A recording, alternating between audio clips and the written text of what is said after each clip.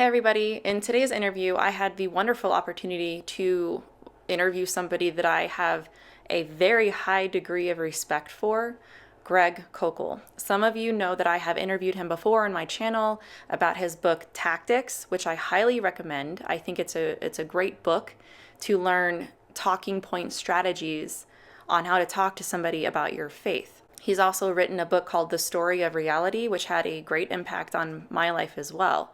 I will leave a link in the description to both of these books. However, in today's video, I am interviewing him about a very different topic. This has been a subject that has been on my heart for quite some time, and it might sound simple to some people, but for me, it's very complicated, and it's really about what's going on in our country and our world right now, about discerning truth. You'd think that it would be very easy to discern truth and lies, but that's just not the case of what's happening in our world right now. Up is down, down is up, right is wrong, wrong is right, and we are under such immense social pressure to accept and conform to these things that not only have a lot of people done this, but we're seeing a lot of division from people about these things. Greg hosts his own show. It's called the Stand to Reason podcast. He also does what he calls STR Ask with Amy Hall. She's wonderful and full of great information as well. There's many other apologists at Stand to Reason like John Noyes and Tim Barnett, which some of you know as the Red Pen Logic guy with Mr. B. These are a great resource for all of you to look into and follow.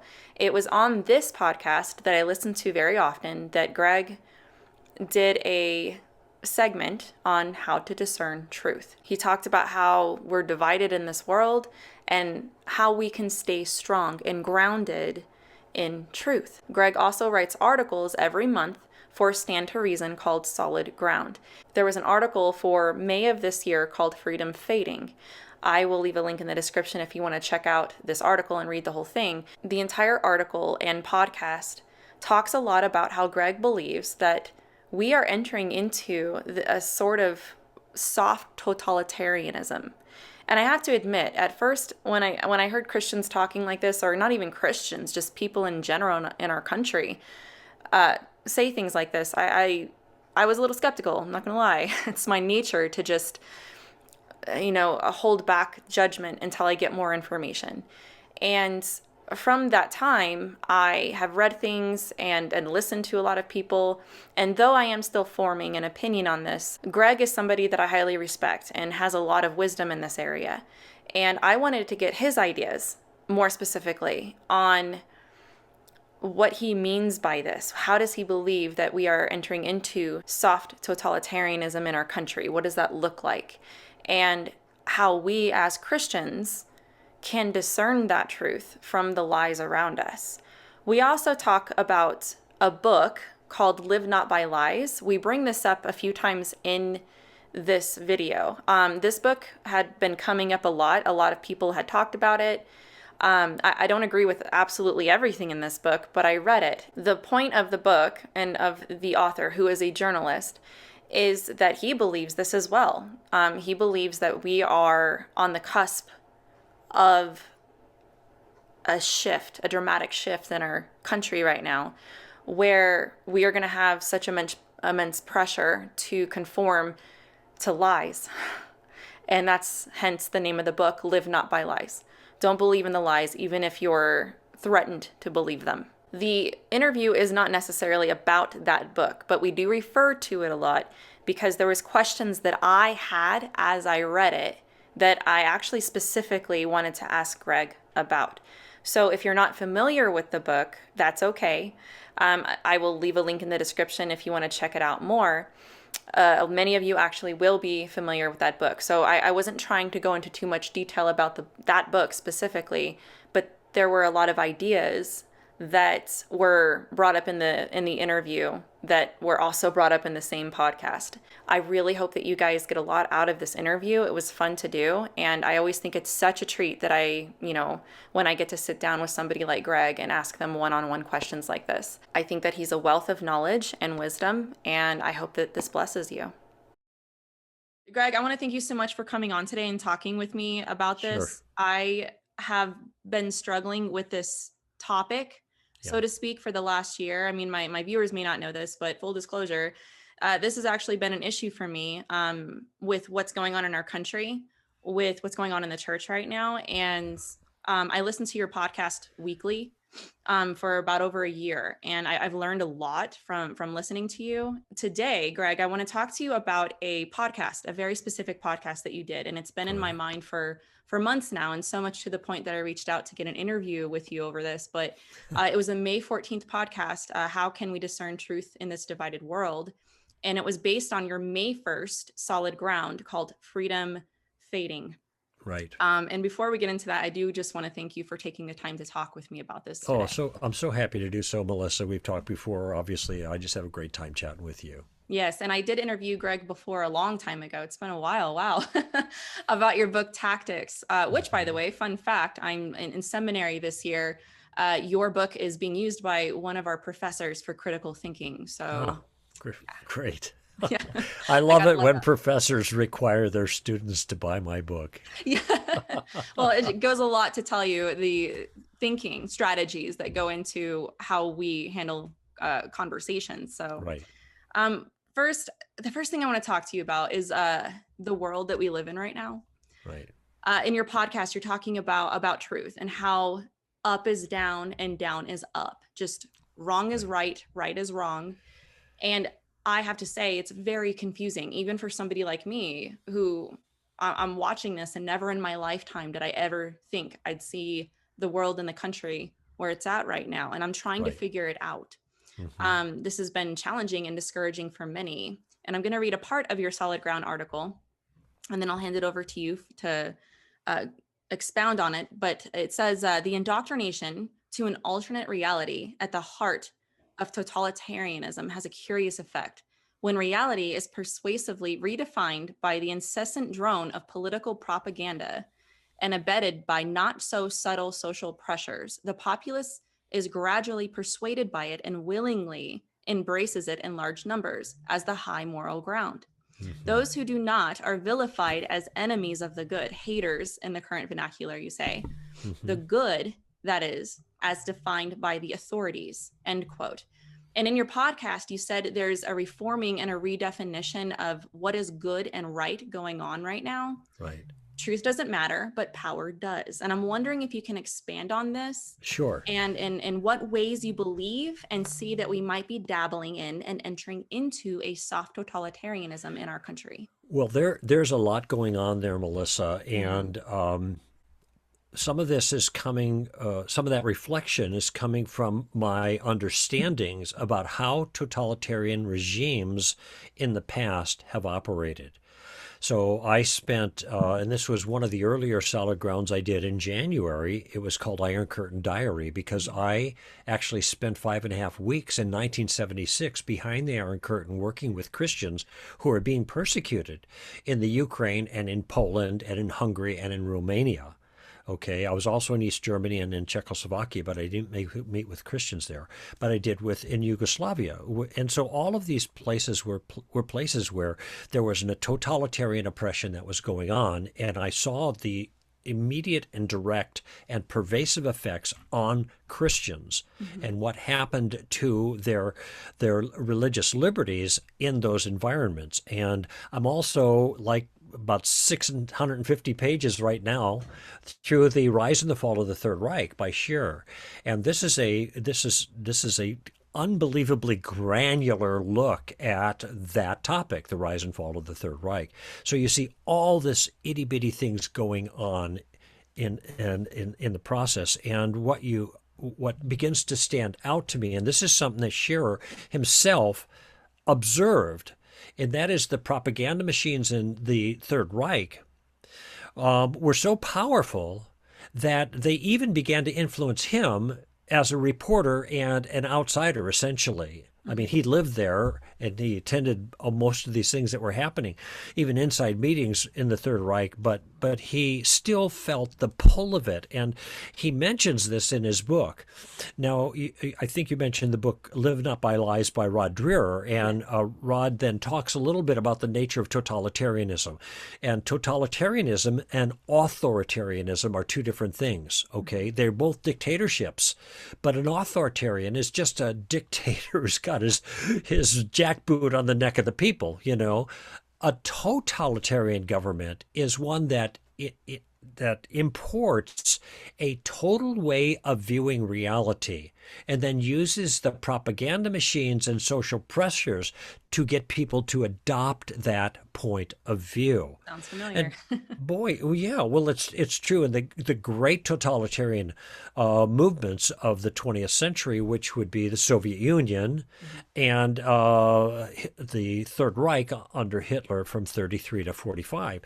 And so you've got these same movements. And the key things there that I wanted to focus on and what that citation was about how totalitarianism gets a hold of how you think.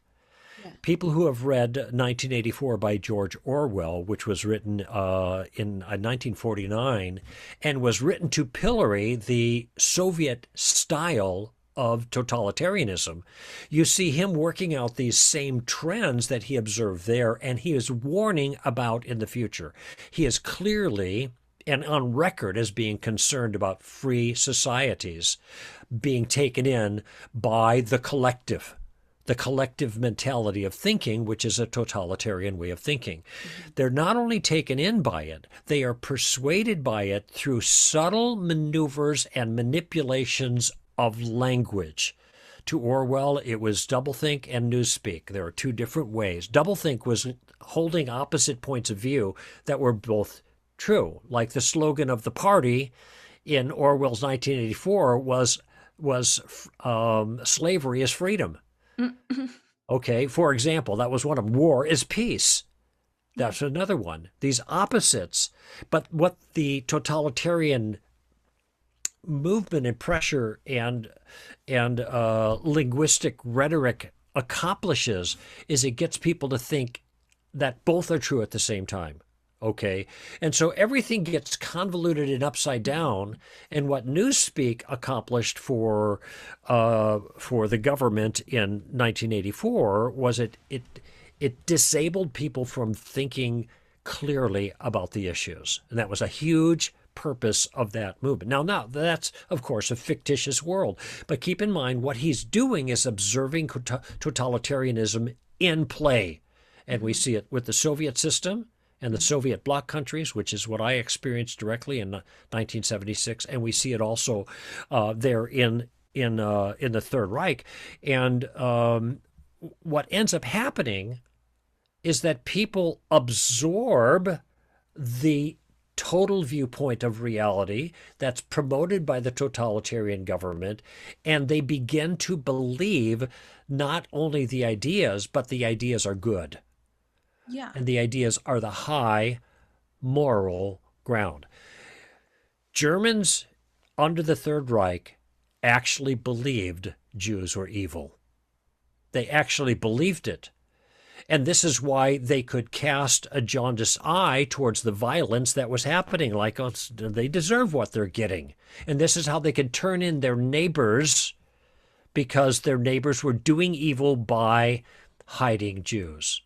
And so then when they turned to the neighbors, the Jews were turned in, and so were the neighbors, and never heard from again. How do these dynamics take place in a society? Because there is a totalitarian way of looking at things that is abetted by the clever use of language, rhetoric, propaganda, if you will, that persuades the rank and file of the good, and such that when you embrace the narrative, you are embracing the good, and those who don't embrace the narrative are embracing the bad. Yes. And that's why they need to be pilloried and chastised and fired or otherwise canceled. Yeah. And so this is what we see in our culture now. All of this crazy stuff going on.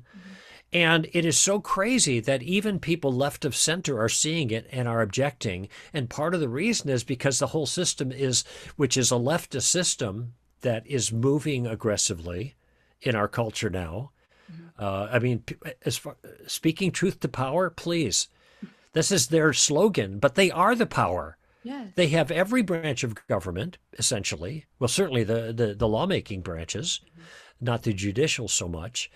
They have all of the schools, all of the academy. They've got the teachers' unions. They've got our kids all the way down to kindergarten.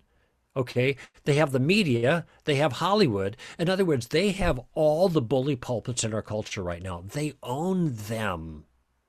And a bunch of our churches. Okay.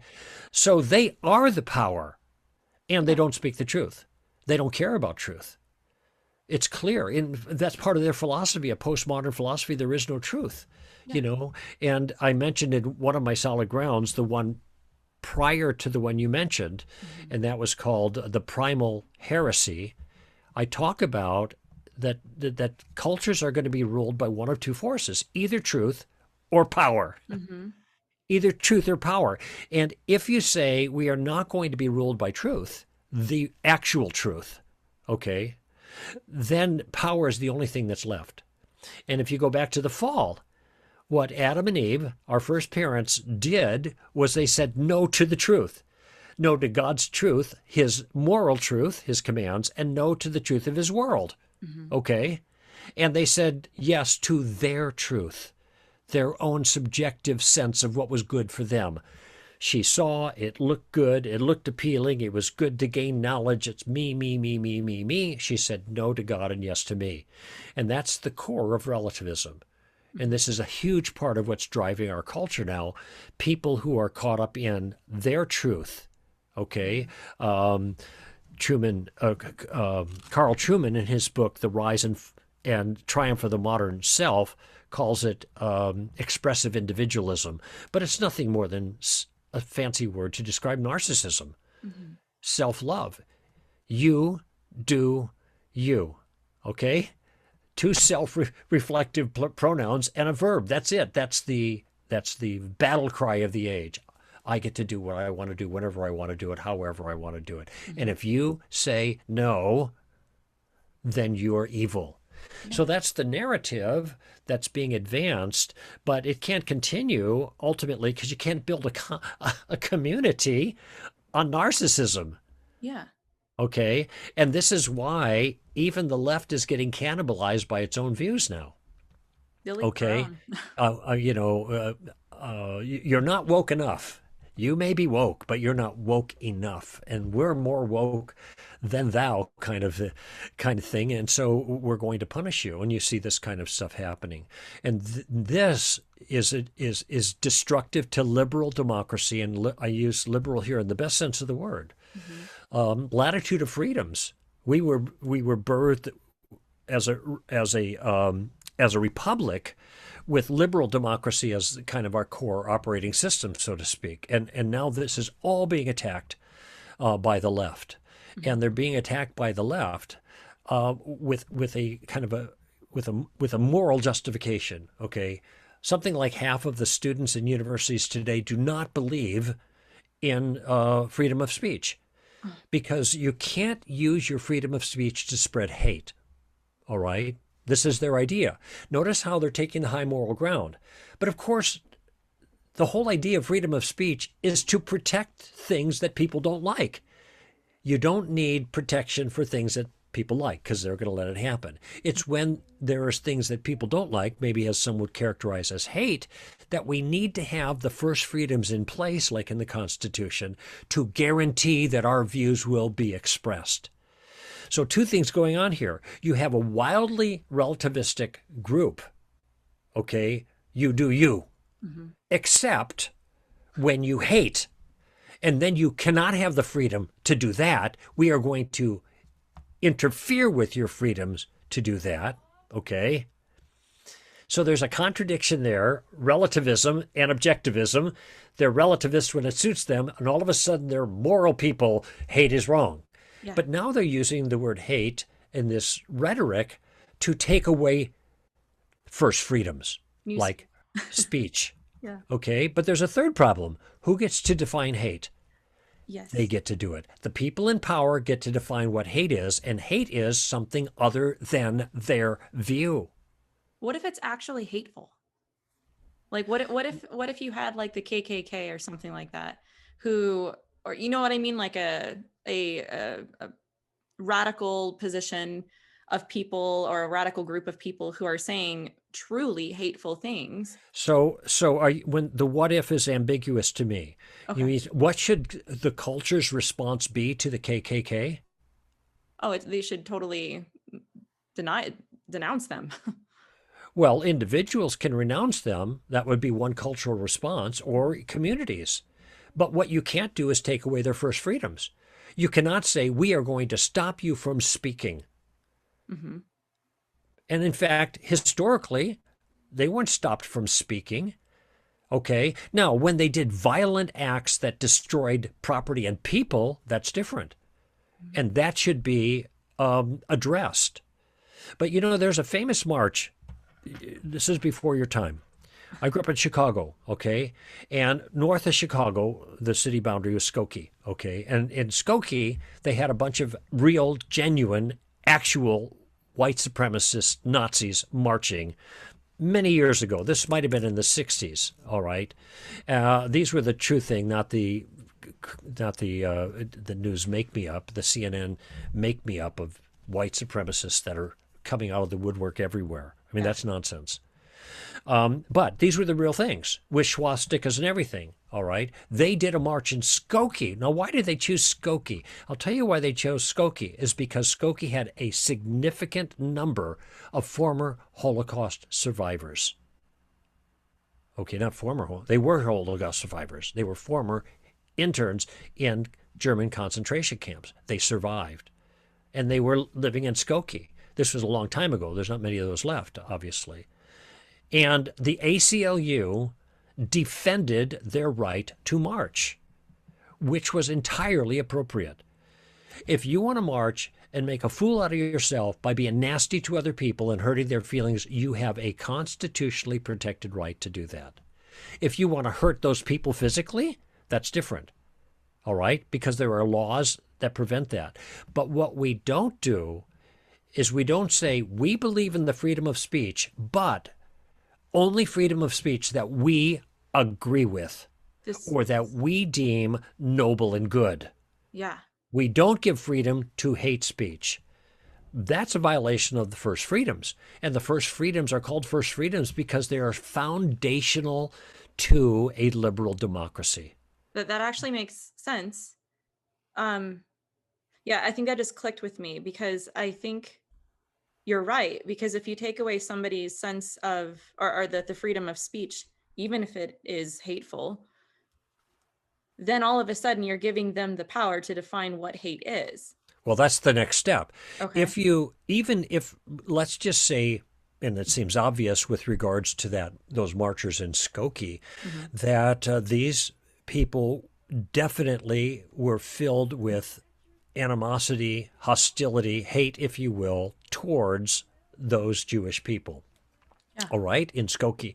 And they chose Skokie for their march in order to especially hurt those Holocaust survivors. Okay, so little debate about the nature of the vice they were expressing in their march. The question, though, is what do we do about it? And the answer isn't we silence them because we don't like it. In that case, we have a clearly agreed on example of hate, all right? But if we say, if it's hate, we get to silence it, then it's those things that are called hate that get to be silenced by that logic. Now, what's hate? In our culture now, if you think that homosexuality is immoral, you are a hater by definition. Mm-hmm. Now, hate is not a moral, is not equivalent to a moral perspective. It is equivalent to an emotional hostility and animosity. Mm-hmm. So it could be that you have a moral view that is accompanied by hate, But you could also have a moral view in which there's no hate involved at all. Mm-hmm, It's mm-hmm. a commitment to virtue. Yes, Okay. yes. And Christianity has been that way characteristically, even though there's been exceptions. Christianity, look at Jesus. We'll just use him as an example. Mm-hmm. Jesus was against immorality. He thought immorality was wrong. Okay. Even sexual immorality. Think of the woman caught in adultery in John 7 and 8. Go and sin no more. All Mm-hmm. right. She was sinning. She was caught in a sin. The witnesses to that act were gone because of Jesus' questioning. So by law, she couldn't be prosecuted. Jesus wasn't a witness, so he can't. They're not here to condemn you. I can't condemn you. I'm not a witness. But pretty clear that you were doing something wrong. Don't do that anymore. Okay? In today's cultural definition of hate, that moral assessment, that moral judgment would be considered an example of hate, when it was not an example of hate, it was an example of moral clarity. But because there are powerful groups who do not want their way of life being Yeah. chastised or being moralized against, they are going to silence the voices against them by characterizing them as haters and all other kinds of things. There's a whole vocabulary that now goes along with these kinds of things, all these leftist views, like sex being assigned, Uh-huh. That's a very clever, say, oh, you were assigned this at birth. So, but this is language that makes it sound like somebody has interfered with your own personal choice. Remember the narcissism now. Remember the expressive individualism. You have interfered with my choice. This is what I should be allowed to choose for myself. This is the way it goes. Mm-hmm. Okay. So doctors should not be allowed to assign sex. Well, he's not assigning. He's just making an observation. Yeah. It's a boy, it's a girl kind of thing. But notice what I want your viewers to see is the manipulation of language that is characteristic under the Soviet system, and it was characteristic in the German system under the Third Reich. I have a whole book over here where a guy who survived the Third Reich as a dissident Uh-huh.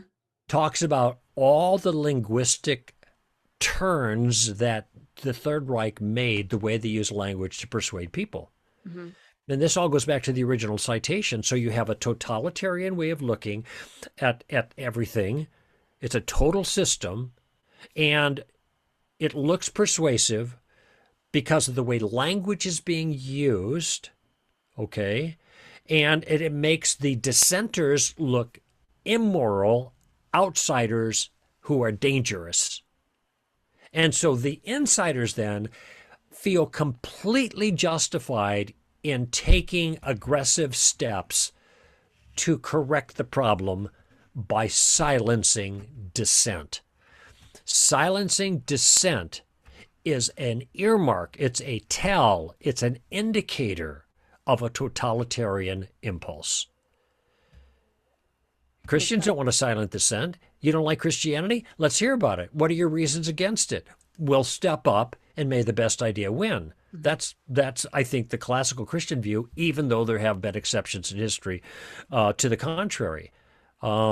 This is our view now. We don't want to silence. You know why we don't want to silence? Because we're not afraid of the debate. We're not afraid of the truth. Yes. When somebody has to silence the opposition with terms like the discussion is over, the science is settled. Really? How come there's so many scientists that disagree then? Oh, they're just pawns. All of this rhetoric and all this attempt to silence the opposite view is evidence that the view that is exercising the power is not strong enough to stand on its own 2 feet. And that's why they have to use power in order to stay the popular view. That makes a lot of sense. And that kind of segues into my next question. Okay. It's really simple, but when it comes to everything that we're seeing, a lot of mainly Christians are outspoken about it. Even without Christianity, to see truth will people still see the issues, like considering morality as set. Does one need to have a Christian worldview to see what's happening and that it's wrong? Well, no, there's a tactic in the 10th anniversary edition of Tactics, which we talked about last time, that I call inside out. Yes, And I it just heard about trades on the yeah, it trades on the notion that every human being is made in the image of God and they have to live in the world that God has made. So there's a certain sense that we have reality on our side when we're making our case. And therefore that means that even human beings, individuals who deny the truth of God and his word, etc., still being made in the image of God, can't help having the stuff that's on the inside, put there by God, coming to the outside. Okay, and the way I end the chapter is we can run from God, but we can't run from ourselves. So, say, take relativism, the idea that there is no objective morality. It's just a matter of individual opinion. You'll have relativists say things like, there is no objective morality, there's no rule above everything, therefore it's wrong for you to push your morality on me. Well, you see the contradiction right Oh, away. oh yeah, yeah. If there is no morality, then there can't be anything that's wrong, Yes. you know? So, but what they're doing in the first instance, first half of their sentence, so to speak, is expressing their own views. And in the second instance, they are confessing something true about reality that's built into them, that we do live in a moral world in which terms like right and wrong make sense. Okay? And they can't get away from that. All right. So, to your question then, because human beings are made in the image of God, even if they don't believe in God or his world, or even if they fancy themselves moral relativists, they still can't avoid assessing the world according to the categories that are already built into them by God. Mm-hmm. So you have a conscience that tells you, in general terms, at least, what's right and what's wrong. Now, it's possible to sear that conscience through constant exposure to vice, and so we don't feel the pangs of conscience so much. But we have that in there. And this is why people, and I'm thinking of, and I don't know anything about the spiritual convictions of, say, Barry Weiss, who is a columnist formerly with the New York Times, and not anymore there. I've just written another piece coming out September 1st where I cite her, and she says that I can't work for you guys anymore because the truth isn't truth. You've already decided the narrative. I can't write what's truthful. Now, Barry Weiss is a lesbian, and she's a political centrist. She's not a conservative.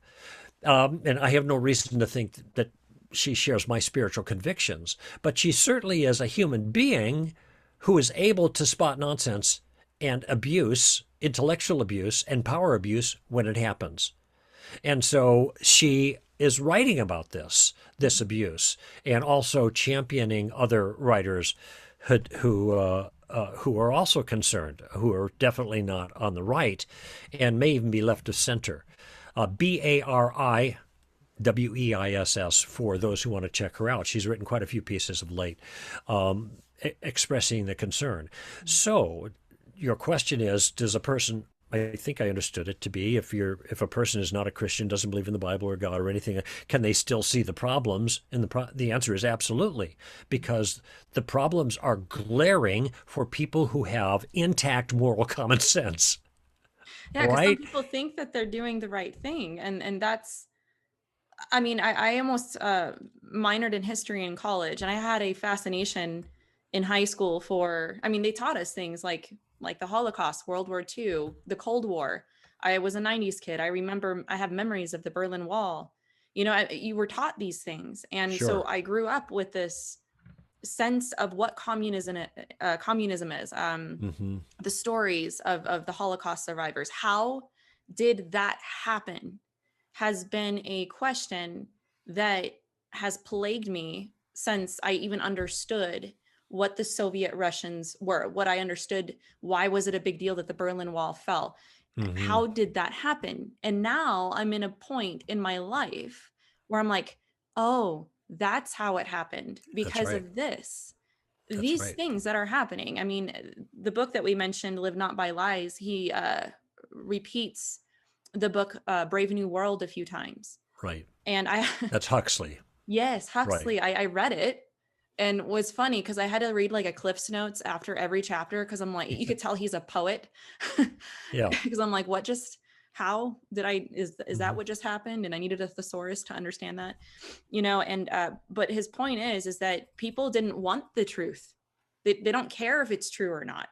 It wasn't forced on them. They Right. accepted the society that they lived in because it made them happy. It made them Yes. comfortable. Yeah. There was nothing to push against. They gave them what they wanted.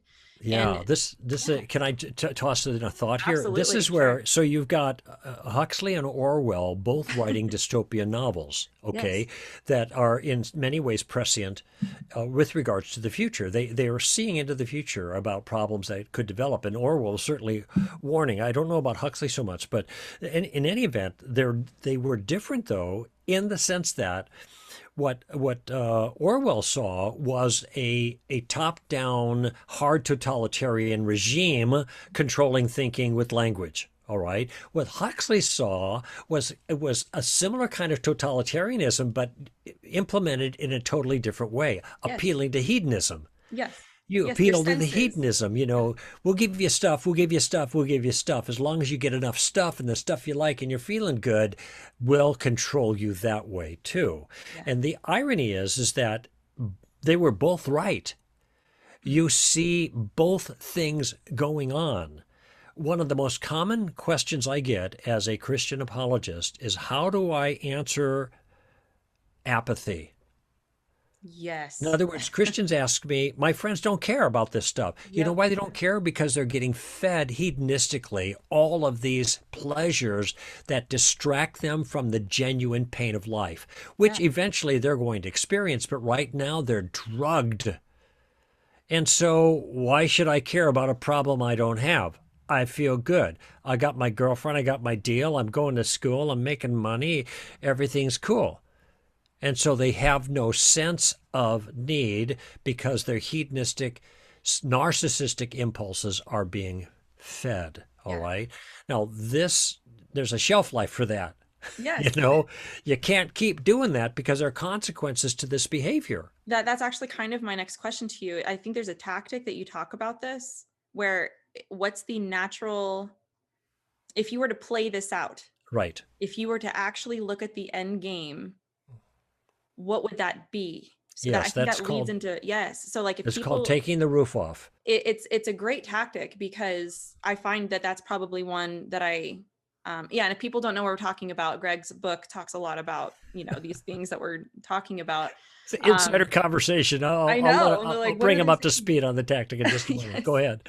But yeah, that's my question is that what's the natural outcome of all of this? Is that if people actually live this out, if they get what they want, if people are looking at everything that's going on and they crush the Christians or they silence the dissenters, and what's the natural outcome to this? Right. Well, the taking the roof off tactic it's a simple tactic where you just take a person's point of view seriously and then you give it a test ride and see where it leads when it's consistently followed out. So the relativist, okay, he wants to make up morality. Okay, well then anybody can make up any morality they want, what's true for them, even if it impinges on the freedoms or the pleasures of the other relativists, right? So the fact is, people want to be relativists for themselves, but they don't want other people to be relativists towards them. All right. C.S. Lewis talks about this very nicely in his opening pages of Mere Christianity. The first 4 or 5 pages, he talks about this concept, and he's just going to show that morality is deeply entrenched in our souls, even when we try to deny it, because we object to others in moral terms when they don't do what we think is right when it's applied to us. Okay, so these ideas I mentioned a moment ago have a somewhat of a short shelf life. Now, when I say short, I don't mean that they're going to be out of grade tomorrow or next week or next month. But, in 10, 15, 20, 30 years, in which a whole lot of destruction can happen, these things are going to meet their end because they cannot be sustained. Okay. Hitler went from 33 to 45 and then he committed suicide. Okay. Because everything fell apart. But in that time, there was a lot of damage. There was 6 million Jews killed. There were 6 million Gentiles killed at his hand, and 60 million who died as a result of the war that he started. Okay, so a lot of damage can happen in a short time because of bad ideas. But these things have a shelf life. With all of the talk about community, I'm just giving an example. Oh, community this and community that. Yeah, but you can't have community unless you have shared values. You have to all agree on something. And if all you agree on is narcissism, you do you, that destroys community. I mean, to use a dramatic example, President Trump was doing himself. And there were a lot of people who didn't, on that side of the equation, who didn't like it. Well, wait a minute, he's taking your advice. Christians are taking your advice. Racists are taking your advice. White supremacists are taking your advice. I mean, you could think about all these foul things, and none of them can be upbraided given that slogan. Okay? Ideas have consequence. And if the prophet, I can't remember Ezekiel or Jeremiah one, maybe Isaiah, but famously said, if you sow to the wind, you're going to reap the whirlwind. Things that sound good at first, okay? They sound good and loving, but they end up creating terrible problems, okay? And I could give you gazillions of examples of that, but I just read one this morning, okay, that had to do with poor people in Nigeria or Tanzania or somewhere, they didn't have shoes, and so there was a big thing to buy Nike shoes, take them to church, take your shoes off, walk home barefoot, and send your shoes to Uganda or Tanzania or wherever it was. Okay, they flooded the country with new Nike shoes, except for this put all the local shoemakers out of business. Because who are they going to make shoes for now? Everybody's got free shoes. So what happens is has been destabilized. Yes, because there's an interference at one level, and it's what Thomas Sowell calls first stage or stage one thinking. You're only thinking about what you want to accomplish and the nice thing you're doing, but you don't think about the ramifications. All right? Yeah. I'll give you this example from my own life. He was an individual I know. He lives in San Jose. He was selling a truck in California. Okay. And it was when his dad died, his old pickup truck. And so he was going to sell it. He put an ad in. And then the state sent him a letter says, we'll take your truck for $1,000. It's old. We're going to spike it and throw it in the dump, but we'll give you $1,000 for it. Now, first of all, the state of California doesn't have $1,000 to buy and junk trucks. But what it would do is eliminate a little bit of the carbon footprint of that truck. That's the mentality. This was the Greens were all in charge of this. Oh, that sounds great. Less carbon in the atmosphere. Right around the time he got this letter from the government, the state government, he had to knock on his door. It was a Mexican guy who had a landscaping business, wanted to buy his truck for his business. He said, I'll give you $500 for your truck. And my friend said to the Mexican guy, I already have $1,000 offer on this truck. And the guy said, your truck isn't worth $1,000. He said, you're right, it isn't worth $1,000, but the government's going to give me $1,000 to junk it. Notice what the government ended up doing by trying to do something nice. They artificially inflated the prices of the old used vehicle market, so that somebody who's poor, trying to make a living for himself, a Mexican guy, person of color, who's trying to build his own business, for goodness sake, now cannot do it because of the government interference doing something nice that tweaked the economy in a way that hurt the poor guy. Yeah.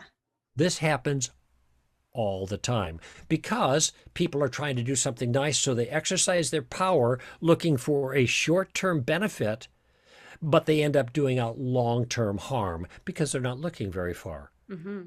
Okay, and so there are all kinds of examples of this kind of thing, and this is what you have. Off the camera earlier, or maybe you'll include it. I don't know. We were talking about the difference between conservatives and progressives. Conservatives want to conserve. Progressives want to change and move forward, and they think that's progress. That's Yeah. why they're called progressives. Okay. But something about conservatism is that it is grounded on ideas that have been tested for a long, long, long, long time. Mm-hmm. Now, sometimes there's built-in prejudices and problems we got to deal with that are entrenched. But a lot of stuff is based on good wisdom. We do things the way we do them because they're smart and yield the best benefit for the most people over the long term, because we've looked at what happens down the line or what happens, sideways from this good thing that we're trying to do. And I think that's kind of proving the whole point of what you were saying earlier is the free speech thing. If you're free to disagree, Mm-hmm. you're free to disagree. And as long as you're nice about it in the comments section, you are free to disagree. Well, even if you're not nice about it, you're still free to disagree. Nice, yeah, you're just not a virtuous person, but not being virtuous is not a crime. Okay, Dennis Prager, who many of your listeners know who he is, a Jewish intellectual thinker and kind of the mind behind PragerU, which gets over 1 billion of views a year.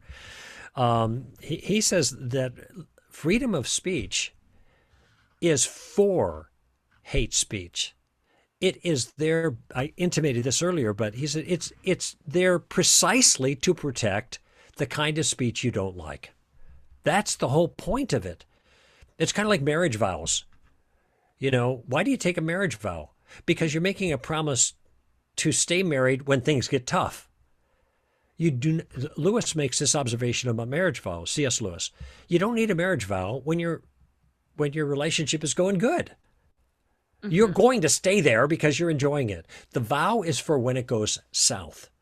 Then you're committed, through good times, bad times, sickness, health, et cetera, rich or poorer, to stay together and work it through until the next better season comes up, which for those people who work it through, usually it does come up. Okay, yeah. That's the way those relationships work. But notice that the nature of the vow is to carry you through the tough times, just as by parallel, the nature of freedom of speech is to carry us through with liberty, even when the speech is not only unpleasant, but maybe even reprehensible. Mm-hmm. It is still protected. Behaviors are not all protected, but speech is. It's a first freedom. It's interesting to think about, because if you take away, you want to do the right thing and take away what that horrible, rancid, terrible, fringe speech, but at the same time, if you take it away, you're taking away the protection of hearing things you don't agree with. Like that makes a lot of sense. Yeah. And by the way, the reprehensible speech now is not on the fringe. And this is just another point I want to make. The left has the power. They're not speaking truth to power. They have the power. And what they're speaking is largely not truth, the way they're characterizing things.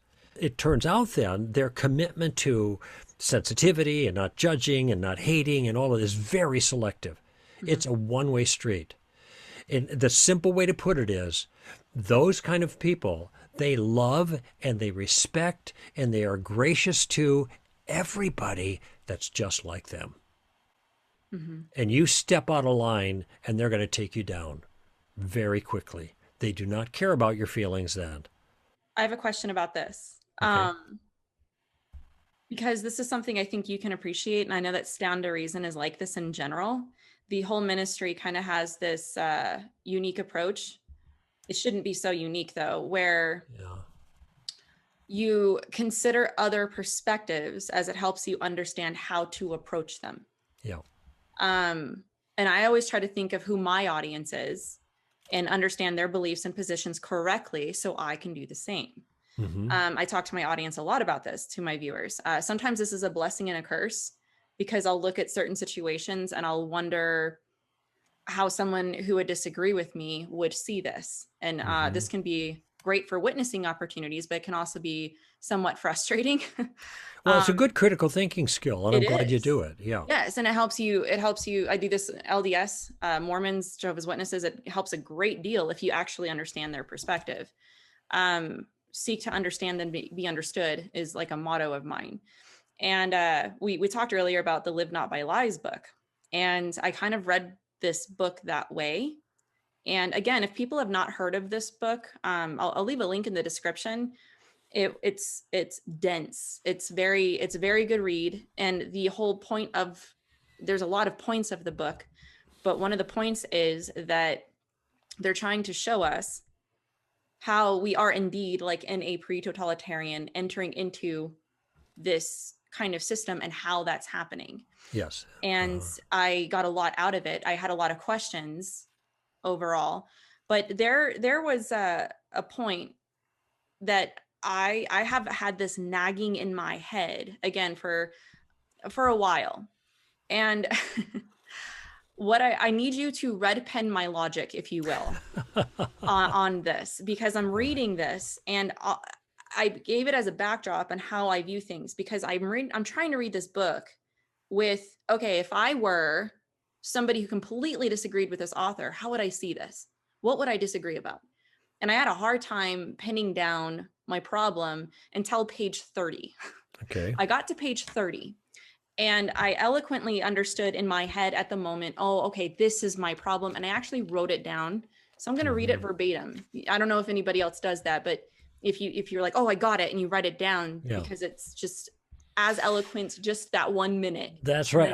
I do the same thing, Melissa, because intellectual lightning doesn't strike twice, usually I write on my hand the same spot. So yeah, I'm like, I'm not going to be this smart tomorrow, but I'm very smart in this minute. I need to write this down. Good point. That's what I did here. And so what I'm going to do is this. It's in chapter, I think it's chapter 2. It's called Our Pre-Totalitarian Culture is the name of the chapter. And all I'm going to do is read this like 3-sentence paragraph. And then I'm going to read what I thought about it. And I know there's something wrong with it, but I kind of want you to show me where I'm going wrong. I need you to peer review this thought for me. Okay.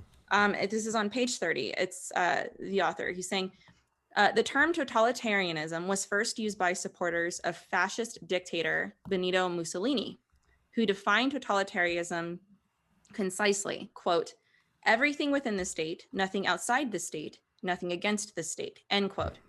That is to say, totalitarianism is a state in which nothing can be permitted to exist that contradicts a society's ruling ideology. And something clicked in my head, and this is what I wrote. This may not be very eloquent, but this is what I wrote.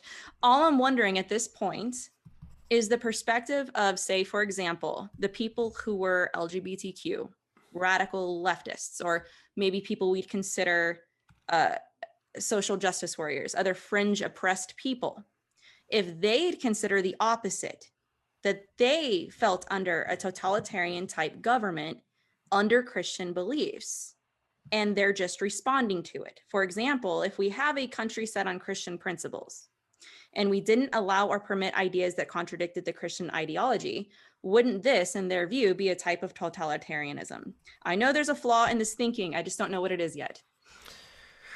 Well, I'll tell you my first thoughts when you read your own response to Dreher, and I'm very familiar with Mussolini. In fact, I was just reading about, believe it or not, last night, and I know those 3 statements: nothing outside of the state, nothing against the state, etc. I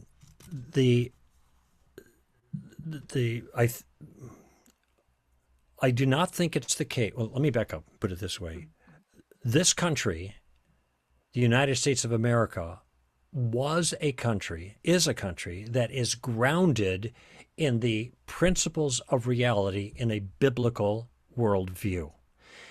Also including the principles of morality in a biblical worldview, which are witnessed to by our general conscience. It isn't like biblical morality is like, generally speaking, I'm not talking about all of the details of the Mosaic Law. The Mosaic Law were for Jews in the theocracy. The Mosaic Law isn't for us now. But there are features of the Mosaic Law that reflect universal morality, and we all acknowledge the legitimacy of virtually all of those kinds of things, the standard virtues, the standard vices, and protections against things like murder or against theft or against lying under certain circumstances, like when you're under oath. Then it has the gravity that can really undermine culture and create injustice if you lie under oath. So that becomes actionable. Okay. So it turns out we do have a culture that is, in fact, after Christian principles. Okay.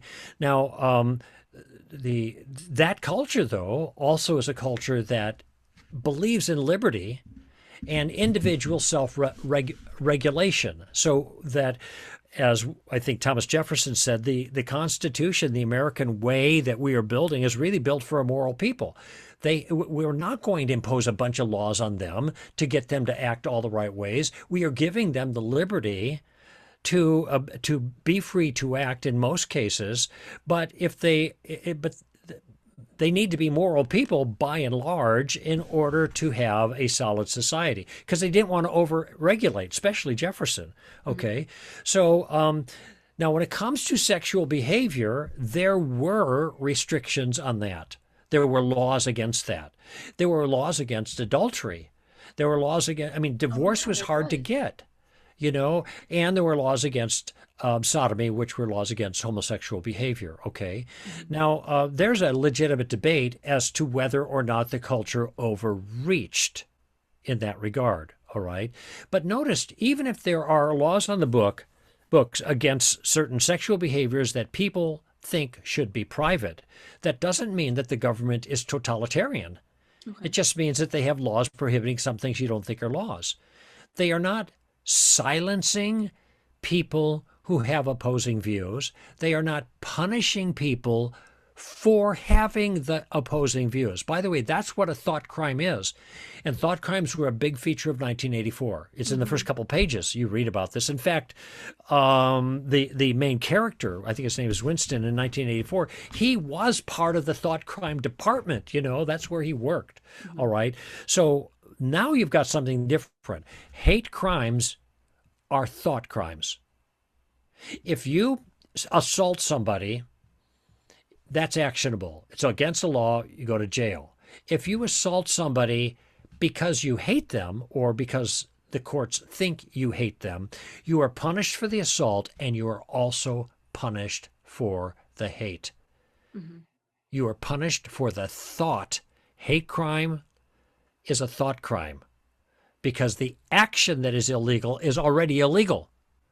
Mm-hmm. It's just the punishment is aggravated. The crime is aggravated by your attitude, and so there the punishment is greater. It's a thought crime. Okay, that's different. Okay, that is something the left is promoting aggressively, and has been in place for years now. I wrote a piece a long time ago why I thought hate crime legislation is a bad idea. All right, not because I'm in favor of hate, but the laws are adequate to adjudicate what the laws ought to be adjudicating against, and that is action, but not thoughts or motives, etc. Yeah. Okay, those are thought crimes. Okay, so back to the LGBT crowd. They never lived in a totalitarian government here, even when the morals were largely against their point of view.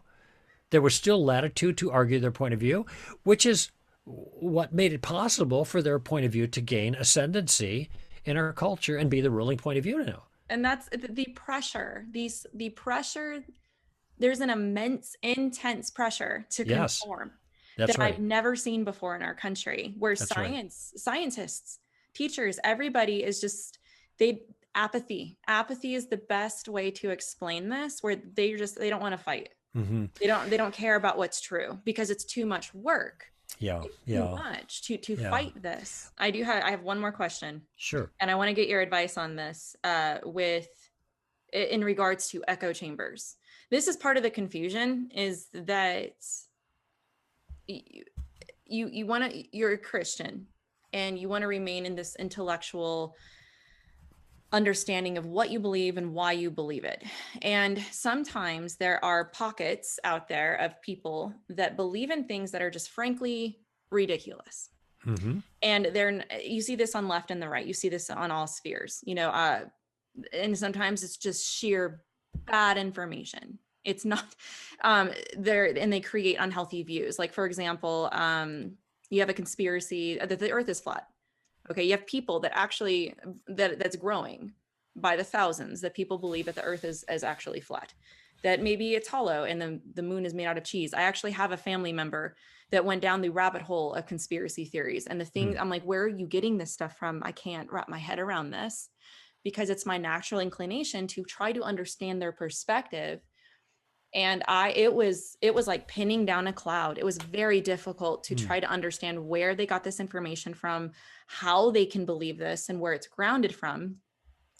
They had people believe in conspiracies that Jesus never existed. The answer seems obvious, that we shouldn't silence them, as you said before. They're allowed to say these things. They're allowed to believe them. But they think that we're the ones being duped. They think that we're the ones that are wrong. And no matter what we show them, no matter what facts we give them, they almost consider us as an enemy to be a part of this said conspiracy. It doesn't matter if it's the flat earth or that Jesus was a myth. It could be anything that's especially going on in our political culture right now.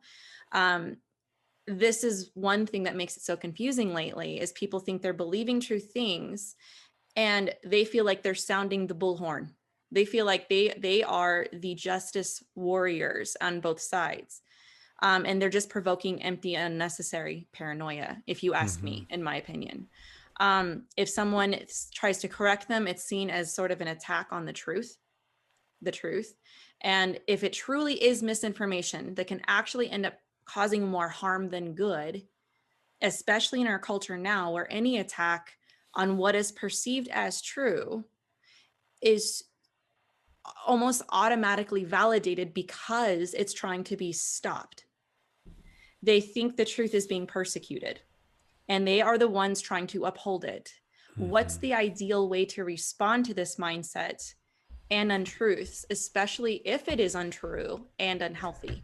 Well, there's a very simple answer. Basically, the individual you just described is completely unpersuadable.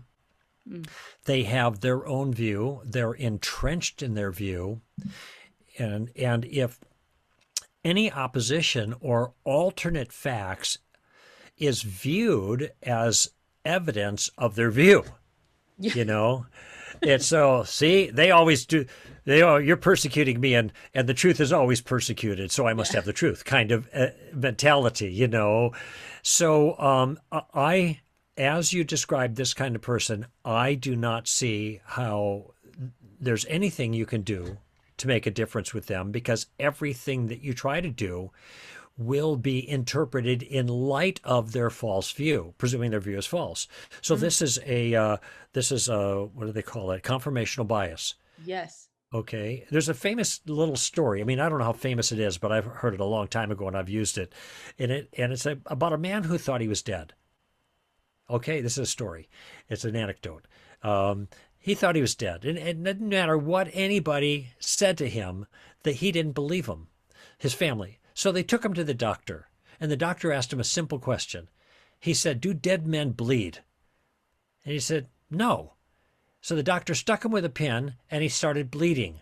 And he looked at his bleeding arm, and he said, "Well, I guess dead men do bleed." Okay, that's called extreme confirmational bias. All right. And this is what you described. A person who is going to believe what they believe, no matter what contrary evidence is offered. And in fact, the contrary evidence is often interpreted by them as evidence for their view, not against it, in some kind of twisted way. So if I encountered somebody like that, to be honest with you, I wouldn't waste time on them. What I think is more to the heart of the broader issue we're talking about is, who is in the echo chamber, me or them? Okay, who is in the echo chamber, just me or them? All right. And you mentioned something earlier when we were talking before we started more formally this broadcast, and that had something to do with being on the right side of history. Yes. Okay. So my response to both is almost the same. An echo chamber is a place where one thing keeps echoing around. Either one person is listening to his own echo, or there are other people echoing that one person. So it's a confined area where one voice gets repeated over and over and over. Okay, echo chamber. All right, that happens on the left and on the right. The way you avoid the echo chamber is by allowing other views to be considered. This gives you an opportunity to look at the alternate views and the reasons for them. Of course, this will never happen if somebody's freedom to speak is curtailed. It's taken away. If dissent is silenced, which is the pattern right now from the left, then that creates echo chambers. That's what creates echo chambers. By the way, within churches, you have echo chambers. Here is what we believe. You can't ask any questions about it. Don't ask questions, just have faith. You've encountered this yourself as a Christian apologist. So this is deadly in churches. I talk about this in Tactics, the second chapter. Arguments are good things, I point out, because it's the only way that we can find out what's true. Now, I distinguish arguments from quarrels. Quarrels and arguments are different, okay? Quarrels are nasty. Arguments are not nasty. They're principled discussions about what is true, bringing evidence to bear on the questions to be able to come to an accurate conclusion, hopefully. Echo chambers, you don't have that. How do you avoid having an echo chamber? You open the door. You let other voices in, contrary voices, and see what they have to say. Okay, now it turns out sometimes we got our facts all wrong, or maybe they do. Somebody does. Now, this is why the tactic, just the facts, ma'am, is so valuable. Once we get the facts on the table, then we find out that maybe the thing that was the echo was just a falsehood echoing around, like Jesus never existed. There's not a certified historian on the planet who believes that. Yeah. Not in the field, at least. And I got that from Bart Ehrman. I'm looking at his picture right here on my face, on my computer, because I have a wonderful little video clip where he states that, and he's anti-Christian, former Christian, now either atheist or agnostic, but writing books against Christianity. But he's a historian in the field, and he says that's nutty. He tells atheists to quit saying that because you sound foolish. You do yourself a discredit when you do that. Those are his words. If Christians are letting other voices in, and you know this is our manner, yes, all the apologists you know, the ones you've had here on the program and stuff, we have to be students of other views. yes, Because that's the only way we can defend against them if we understand them. And we don't want to commit the informal fallacy of straw man misrepresenting their views. So the other voices are coming in all the time. We are not stopping that. But the left is. Not the atheists, by the way, because atheists aren't usually on the left in terms of their general idea. They're maybe liberal, but not leftist, because they believe in the virtues of a liberal democracy.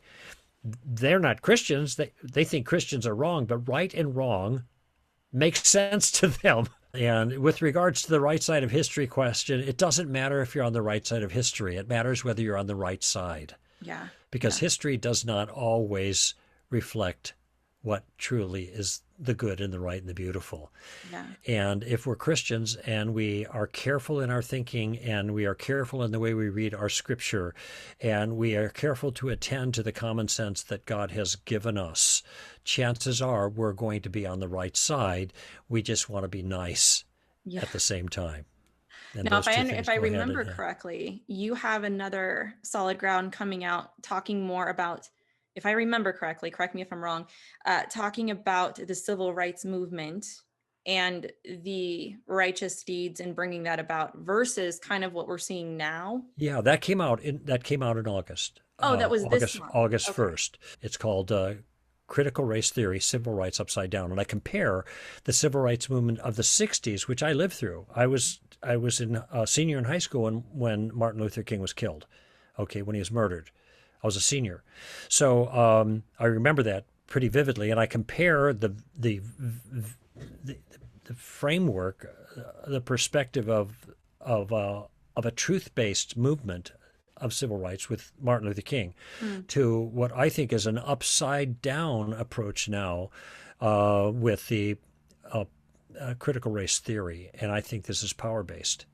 This Hmm. is kind of the way I compare them. But that's already out. Folks Awesome. can find that at str.org. And Perfect. then September 1st, the evening news.